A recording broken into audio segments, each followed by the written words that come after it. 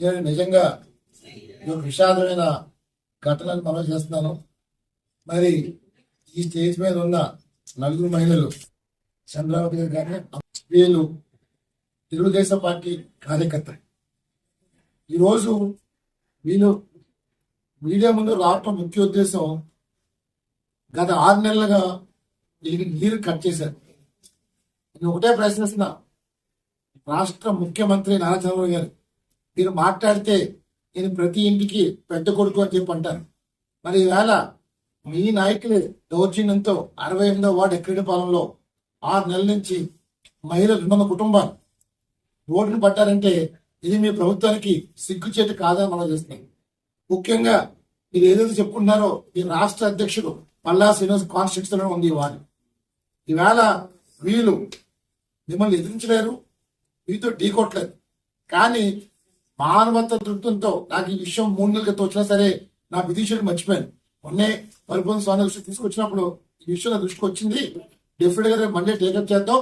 రేపు స్వతంత్రం నాటికి వీళ్ళకి కులాయి నీరు రావాలనేది తెలుగు శక్తి డిమాండ్ చేస్తుంది. ఎందుకంటే వీళ్ళేమీ మిమ్మల్ని అడుక్కుంటా, వీళ్ళు ఆల్రెడీ తెలుగుదేశం పార్టీ మెంబర్ అని చెప్పడానికి వాళ్ళ పార్టీ ఐడెంటిటీ కార్డు కూడా ఉంది. అలాగే వాళ్ళకి గ్యాస్ కనెక్షన్లు ఐడెంటిటీ అడ్రస్ మీద వస్తున్నాయి. ఇన్ని ఉండి ఎలక్షన్ కార్డు ఉంది, ఇన్ని ఉండే ఆధార్ కార్డు అన్ని పెట్టుకుని వేళ మీరు ఎందుకు కట్ చేశారు? కేవలం ఆ కాలనీని ఖాళీ చేసి మీ నాయకులు కబ్జా చేయాలని చూస్తున్నారు.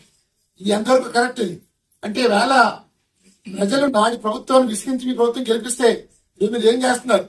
దోచుకుందాం అన్న పందాల పనిచేస్తున్నారు. ఇది తప్పేది. చంద్రబాబు నాయుడు గారు నేను వేళ చెప్తున్నాను, నేను డెఫినెట్ గా విశాఖపట్నం ప్రజలకు ఒకటే చెప్పాను, అన్నగా తమ్ముడుగా కొడుకుగా మనోడుగా మీ వాడికి వస్తానని చెప్పా, నాయకుడే కాదు.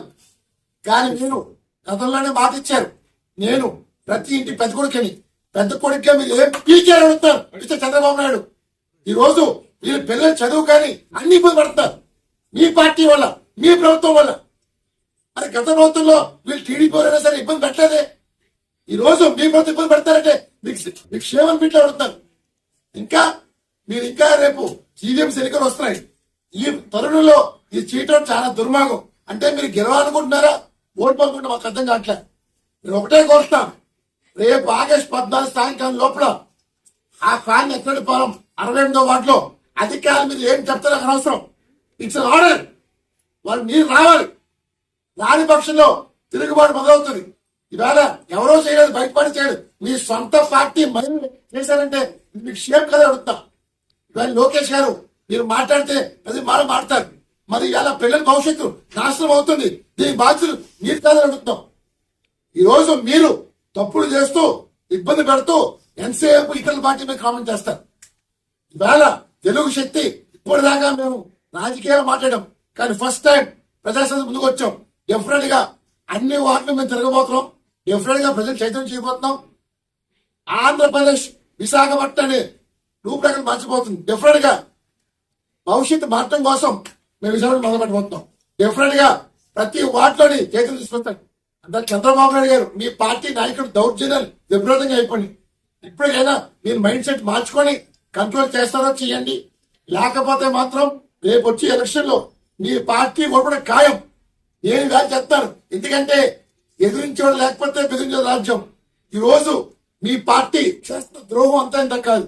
నిజంగా 6 నెలల నుంచి మహిళలు గల పంచభూతాలు గాలి, నీరు, నిప్పు, ఆకాశం, భూమి ఎలాగైతే ఉన్నాయో ఈవేళ పేద, బడుగు, మరి కూడు కూడు విద్య, ఆరోగ్య, ఉపాధి ఈ 5 కూడా ఇవ్వలేని దౌర్భస్థితిలో మీ ప్రభుత్వాలు ఉన్నాయి.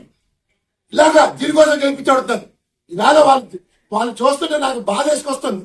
కానీ వేళ ఒకటే మాట ఇస్తా, డెఫినెట్ గా తెలుగు శక్తి రేపు ఆగస్టు 14 మెడలు ఉంచారా సరే సాధిస్తాం.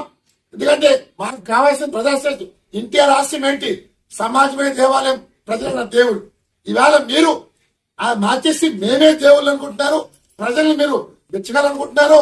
భక్తులు మాకు అర్థం కావట్లేదు. దయచేసి మీరు మైండ్ సెట్ మార్చుకోండి. Palla Srinivas, it shame on you. రాష్ట్రంలో నెంబర్ 1 స్థానానికి వచ్చి నువ్వు నీ వార్డులో ఉన్న నీ కాన్స్టిట్యూషన్ లో ఒక వార్డుని అన్యాయం చేస్తుంటే మాట్లాడలేకపోతున్నావు. అలాంటప్పుడు నువ్వు రాష్ట్ర అధ్యక్షుడిగా పనులు మనం చేస్తున్నావు. ఇవాళ ఇలాంటి వారి వల్లే ఆంధ్రప్రదేశ్ ప్రతిష్ట మటకలుస్తుంది. నేను ఒకటే కోరుతాను, ఈవేళ ఒక అన్నగా చెప్తున్నాను, తమ్ముడుగా, కొడుకుగా, మనోడుగా ఈ కుటుంబానికి న్యాయం చేసి బాధ్యత తెలుగు తీసుకుంటుంది. డిఫరెంట్ గా దీనికోసం ఎవరితోనైనా ఢీ కొడతాం, అన్ని పార్టీలు కలిపి వీరికి న్యాయం చేసి బాధ్యత నాది. జరగకపోతే రేపు 15 అసెంబ్లీలో వాయిస్ వినిపిస్తాం. ప్రతిపక్షంతో మాట్లాడైనా వాయిస్ వినిపించి వీరికి న్యాయం చేసే బాధ్యత తెలుగు తీసుకుంటుంది. జై హింద్.